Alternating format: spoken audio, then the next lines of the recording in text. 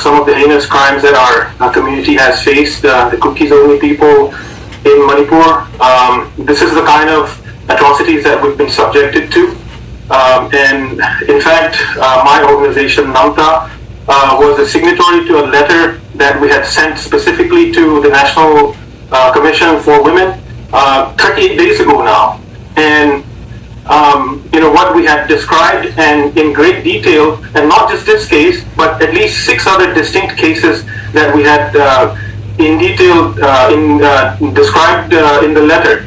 And only now, when the video has gone viral, everybody is kind of waking up, and the Prime Minister is breaking his silence almost 80 days into the whole conflict. I just cannot believe what kind of world we live in.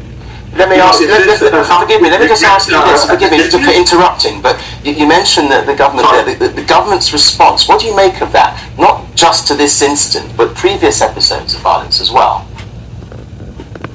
Yes, I think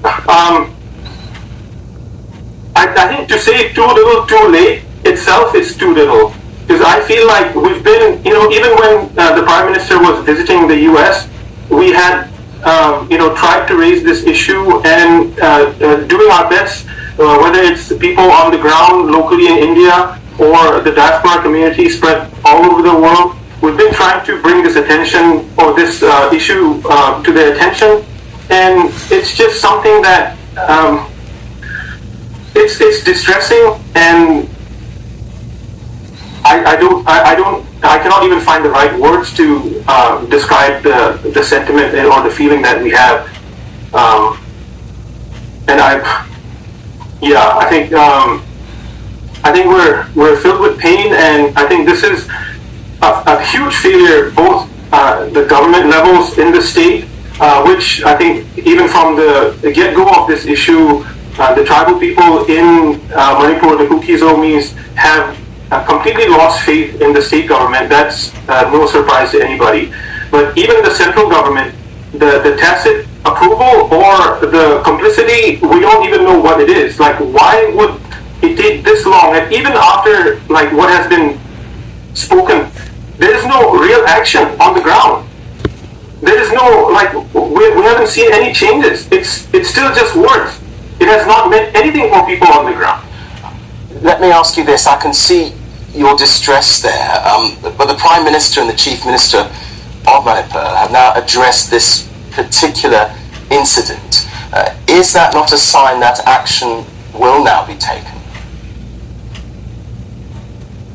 I guess you could interpret it that way, but for those of us who've been waiting since the 3rd of May, how much longer do we need to wait for things on the ground?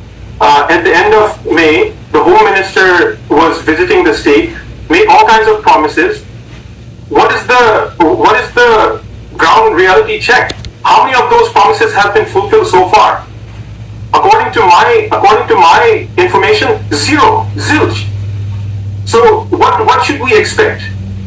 He has gone around. The Prime Minister has gone around the world, U.S., the France, and Egypt, wherever else. He hasn't even had the time to come to Manipur or go to Manipur to visit the distressed, the troubled areas. What kind of hope should we hold out? Let me ask you this then, a specific question, if I may just interrupt there. There have been, with all this, internet shutdowns. How does that affect the situation as well?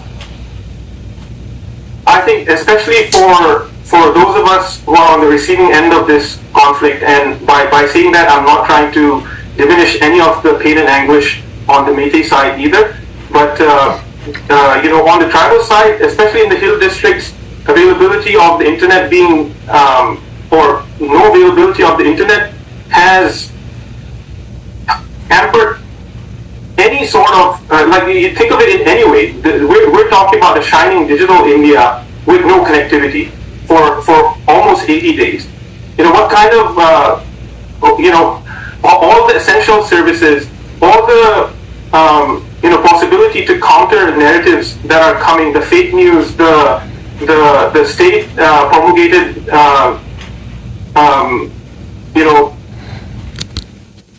miscommunication communication, we have no chance of even presenting our own viewpoints. You know, so and we are relying on this patchwork of different people living in different parts of the country and the world to bring focus to our issues and to the cries and the suffering of our people. You know, I think yes, there is some argument to be made that you know, you can spread fake news if internet and connectivity is available, but so can the counter narratives develop. If you shut this down and like complete silence, they're kind of monopolizing the power that they already have over the people. It's completely unacceptable. Okay, Lian Gangtang, thank you very much indeed for joining us here on Al Jazeera. Thank you so much. Appreciate it.